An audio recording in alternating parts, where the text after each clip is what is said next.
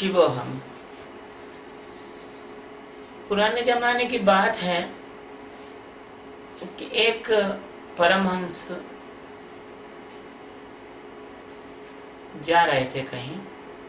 पुराने जमाने में परमहंस हुआ करते थे तो वो कहीं एक जगह नहीं रुकते थे, वो कई बार घूमते ही रहते थे, कहीं थे गए फिर कहीं गए, मतलब वो एक जगह रुकते नहीं थे, वो चलते ही जाते थे, कहीं रुक गए, कहीं सो गए, कहीं भोजन मिल गया तो कर लिया।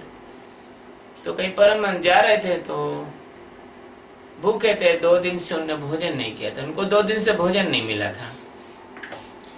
होता है, परमहंसों की मस्ती अलग ही होती है।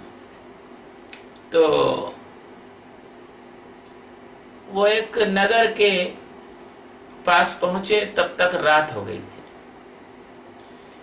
और पहले क्या रहता था कि नगरों में चारों तरफ दीवार होती थी, इसको कोर्ट बोलते थे, और दीवार के मतलब 2 या 1 या 2 या 3 या 4 दरवाजे हुआ करते थे, 1 या 2 या 4। तो जो मुख्य द्वार था, परमहंस वहां बाहर रात में आके सो गए, भूखे तो थे ही। तो उसी दिन क्या हुआ था कि सायंकाल में वहां का राजा जो है वो मर गया था, उस नगर का। और उस नगर का जब राजा मर गया था तो राजा के मरने पर उन्होंने देखा कि राजा तो गया मर, लेकिन ना तो उसको कोई पुत्र था, ना उसके कोई वंश का व्यक्ति था, ना कुटुंब का कोई था, क्योंकि कोई उसके कुटुंब में था ही नहीं, वो अकेला था। तो मंत्रियों ने सोचा कि भाई ऐसा है, अब नया राजा बनाना है।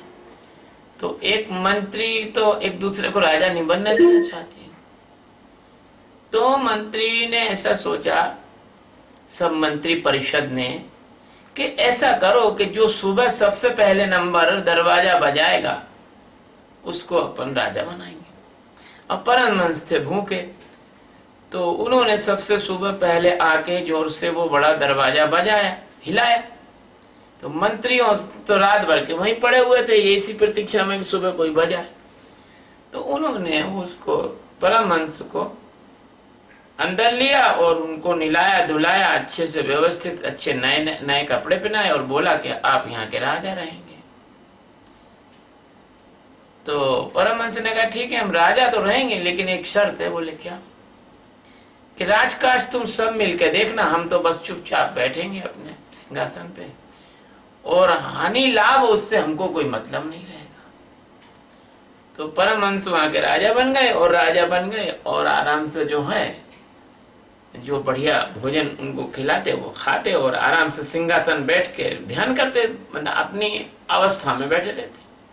मंत्री सब काम करते रहते। ऐसे 2-4 साल बीत गए। 4 साल के बाद किसी पड़ोसी राजा ने उस राज्य पे आक्रमण कर दिया। तो मंत्रियों ने कहा कि महाराज, अब आक्रमण कर दिया है किसी ने, तो आप एक काम करो कि लड़ाई लड़ने चलो। तो परमहंस ने कहा कि भाई एक काम करो। बोले क्या? हम जो लंगोटी पहन के आए थे आपके गांव में, वो लंगोटी जो आपने धो के रखी है संदूक में, बॉक्स में, वो लेके आओ। तो उन्होंने सोचा कोई चमत्कार कर रहे होंगे, तो लंगोटी लाए। तो उन्होंने वो सब गहने, अच्छे अच्छे कपड़े, वो सब उतार के रख दिए और लंगोटी पहन ली। और वही लंगोटी पहन के बोले भैया अब हम तो जा रहे हैं, तुम्हारा जानो, तुम्हारा काम जानो। बोले ऐसे कैसे?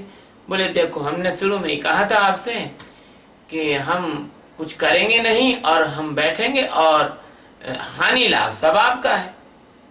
तो अब थोड़े दिन हम यहाँ बैठ के हलवा पूड़ी खा लिए, अब हम जा रहे हैं अपनी जंगल में तपस्या करेंगे, कोई दूसरा राजा आके यहाँ बैठ के बोल रहा हलवा पूड़ी खाएगा, हमको मतलब नहीं है।